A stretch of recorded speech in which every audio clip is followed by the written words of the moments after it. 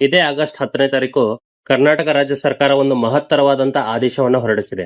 ಏನಂದ್ರೆ ಕರ್ನಾಟಕ ರಾಜ್ಯದಲ್ಲಿ ಸಂಪೂರ್ಣವಾಗಿ ತಂಬಾಕು, ನಿಕೋಟಿನ್ ಯುಕ್ತ ಅಂತ ವಸ್ತುಗಳು ಏನೇನಿದಾವೋ, ಪಾನ್ ಮಸಾಲ ಆಗಿರ್ಬೋದು, ಗುಟ್ಕಾ ಆಗಿರ್ಬೋದು, ಇವುಗಳನ್ನೆಲ್ಲ ಸಂಪೂರ್ಣವಾಗಿ ಆ ಉತ್ಪನ್ನ ಮಾಡೋದಾಗಿರ್ಬೋದು, ಸಂಗ್ರಹ ಮಾಡೋದಾಗಿರ್ಬೋದು, ಸಾಗಾಟ ಅಥವಾ ಮಾರಾಟ ಇವುಗಳನ್ನ ಮೇಲೆ ಸಂಪೂರ್ಣವಾಗಿ ನಿಷೇಧವನ್ನ ಹೇರಲಾಗಿದೆ.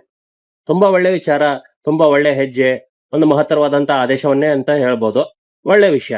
ಆದ್ರೆ ಯೋಚನೆ ಮಾಡ್ಬೇಕಾಗಿರೋದೇನಂದ್ರೆ ಈ ಒಂದು ನಿಷೇಧ ಬರೀ 1 ವರ್ಷಕ್ಕೆ ಯಾಕೆ ಮೀಸಲಿಟ್ಟಿದ್ದಾರೆ? ಮದ್ಯಪಾನ ಆಗಿರ್ಬೋದು, ಧೂಮ್ರಪಾನ ಆಗಿರ್ಬೋದು, ಇವುಗಳನ್ನೆಲ್ಲ ಸಂಪೂರ್ಣವಾಗಿ ಯಾಕೆ ಇವರು ನಿಷೇಧ ಮಾಡ್ತಾ ಇಲ್ಲ? ಗುಟ್ಕಾಗಳನ್ನಾಗಿರ್ಬೋದು ಅಲ್ವಾ? ಈ 1 ವರ್ಷದ ನಿಷೇಧ ಅನ್ನೋದು ತುಂಬಾ ರೀತಿಯ ಪ್ರಶ್ನೆಗಳನ್ನ ಹುಟ್ಟಾಕ್ತಾ ಇದೆ ಜನರ ಮನಸ್ಸಲ್ಲಿ.